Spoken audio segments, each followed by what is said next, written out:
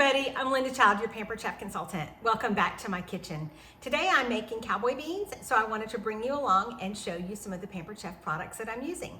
First off, the star of our show is the Rock Crock. I'm using the Pampered Chef Rock Crock Dutch oven. This is a 4-quart Dutch oven. And if you're not familiar with our Rock Crock line, the Rock Crocks are, it's a stone product, but they're encased in ceramic. So since they're encased in ceramic, you can use them on all your cooking surfaces. You can use them on the stove top, whether it's gas or electric. Now, if it's induction, it will not work on induction. You can use them in the oven, under the broiler. You can use them on the grill or in your smoker. You can use them in the microwave. We have a slow cooker base that fits the Dutch oven or the everyday pan. And lastly, when you're done, you can throw them in the dishwasher. So they are completely dishwasher safe and very versatile as far as cooking surfaces. Now, I've already started my my Cowboy Beans. I went ahead and they have clear glass lids so you can see, how your recipe is coming along. Cowboy Beans have a pound of ground beef.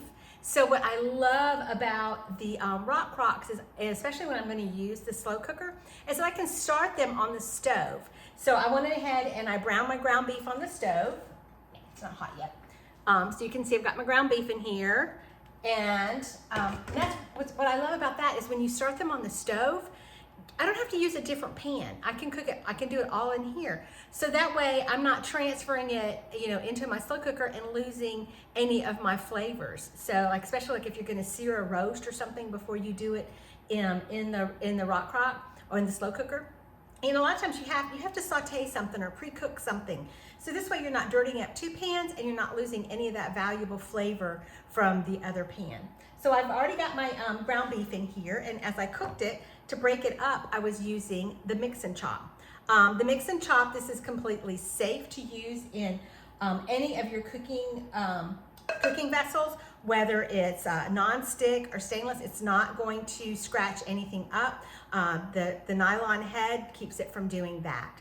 So this is a fantastic product to use, especially for all of your ground meats, whether it's turkey, chicken, sausage, hamburger, any of those, to break them up as you're cooking them. Okay, so if you've ever made Cowboy Beans, y'all know this is a super simple recipe. And the products that I'm using today, they sometimes, they take a back shelf because we don't talk about some of these a lot. So I thought, you know what, I want to show them to you today. So first off, I'm gonna put some garlic in here. So I got my fresh garlic here, and y'all use your fresh garlic. Don't use that stuff in the jar. That stuff in the jar has no flavor because it's sitting, in that liquid to preserve it, and it takes all the flavor out. Get you a garlic press and use your fresh garlic. Now I know a lot of people are like, oh, but I don't want to touch it. I don't want to get my garlicky hands. You don't have to peel the garlic when you use it in our garlic press because it will go straight through it. Now, this garlic pot is pretty big. So I know from experience that the big ones are a little harder, for me to press through. So I'm just gonna cut it in half. And again, I'm not gonna peel it. I'm just cutting it in half, and I'm popping this garlic pot in here. And then inside, you'll see there's the little cleaning tool that's gonna come in handy in just a second. So you're just gonna aim it to where you want it to go. And I tend to use mine backwards, but you can use them either way. It's just easier for me this way. So you're just gonna squeeze it, and look at all that garlic, y'all. Look at all that garlic. So I'm gonna use my little cleaning tool because we don't wanna touch the garlic because we don't want garlicky fingers, right? So we're just gonna scrape it off. I'm gonna open it up, and I'm just gonna use my little cleaning tool in here to get the garlic skin out. So look at that, that's all my garlic skin. And we really like garlic, so I'm using this whole one. I would say this garlic clove is probably comparable to like 2 garlic cloves. So again, look at all that garlic we got. Okay, and then to open it up, we're just gonna scrape it out. And if you ever have any of the stubborn ones that just wanna get stuck in the holes in there, the other end of the garlic cleaning tool has like little bristles on it. You're just gonna poke it through. It lines up directly with the holes. I open this up like this, I put it in my dishwasher, and it gets it perfectly clean. And I just drop this down into the silverware tray. All right, so we're gonna set that aside. We're done with the garlic. I need some onion as well. So, stop that in there. I'm gonna use my food chopper. Y'all, do you have a food chopper? The food choppers have been around for almost as long as Pampered Chef. I know it was one of the, it's been through a couple of different iterations, but this is the current one. If you don't have a food chopper, if you've never seen this product, what's so great about it is, number one, it comes completely apart so you can clean it, and it's dishwasher safe. So I tend to open mine up like this to get anything that might have gone up inside here. I open it up like this and I put it in the top of the dishwasher. To put it back together, you just line up the pegs with the holes, you put the food guard on, and then, yeah, there we go. I can either chop on the cutting board, or if I have like a small item, I can chop in the lid. So sometimes, like if I'm chopping up a couple of Oreos to put it on ice cream, I'll chop it in the lid. Or maybe I'm doing just a small amount of nuts or something. But since I'm doing a good bit of onion, I'm gonna go ahead and just chop it, excuse me, onto my cutting board. So you just chop it. Oh, and what I forgot to show you is as you're chopping, if you'll notice, the blades, excuse me, see the blades are turning? The blades turn as you chop.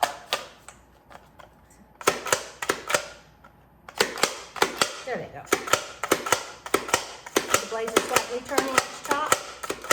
Okay, so we're just gonna chop up the rest of our onion. And the blades turn because that helps you get all of your food chopped up.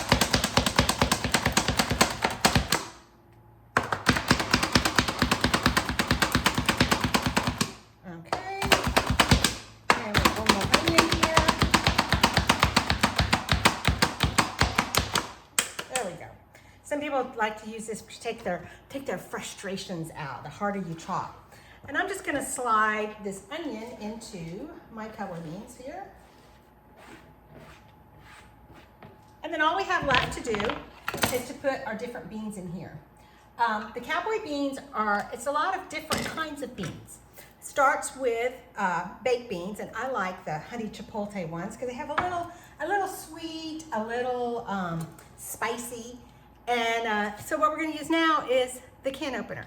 I know a lot of people, they love our can opener because there's no cross-contamination with food.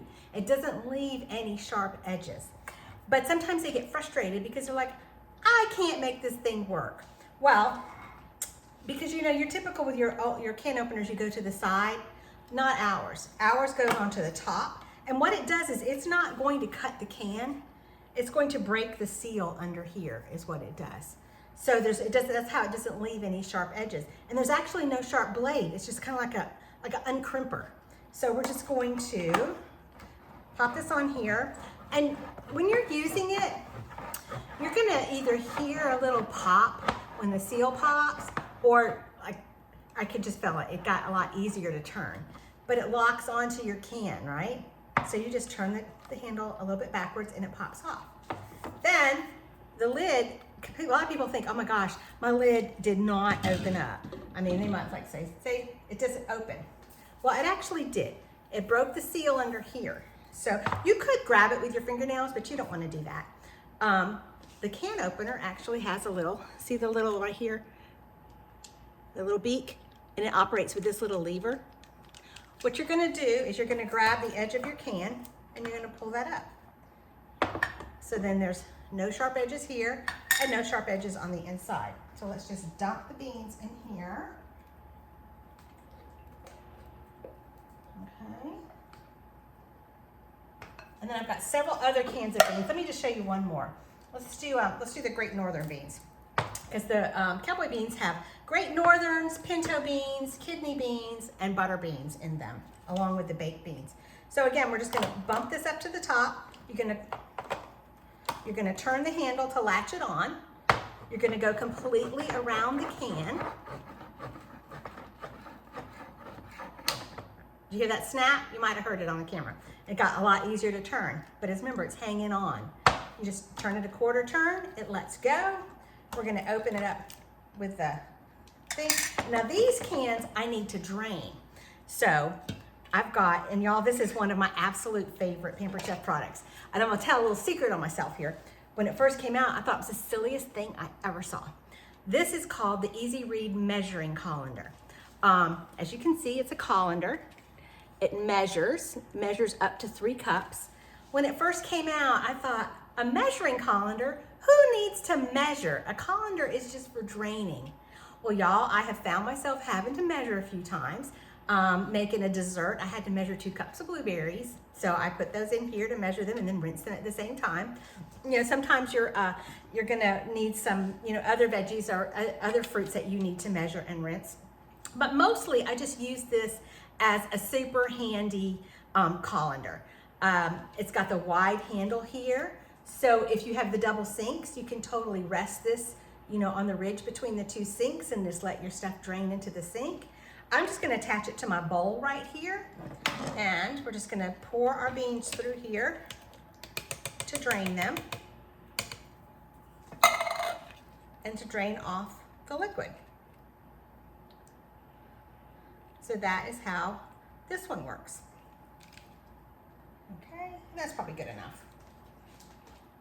All right, I'm not gonna make you watch me do the other 2 cans. I'll do those in a minute. But the last thing that's gonna go into my Cowboy Beans is a cup of barbecue sauce. So I've got my barbecue sauce here into the Easy Read measuring cup. I don't know if you can see right here. Now I can show you afterwards. But the measure marks are down here. This is 1 cup of barbecue sauce. And we're gonna pour that into there as well. And then we're gonna put in the rest of the beans. So I hope you've enjoyed my little demo here today of my Cowboy Beans. I've got my slow cooker up on high so it can go ahead and get this stuff hot, and then I'm gonna just bump it down to keep warm. And it won't take very long at all, because really after you cook the ground beef, you just need to, you know, get everything, let it cook for a little while and let all your flavors meld together and you know, get hot all the way through. The recipe does call for some brown sugar. I tend to leave that out because I think it's typically sweet enough, but I'll post the recipe that I use as well.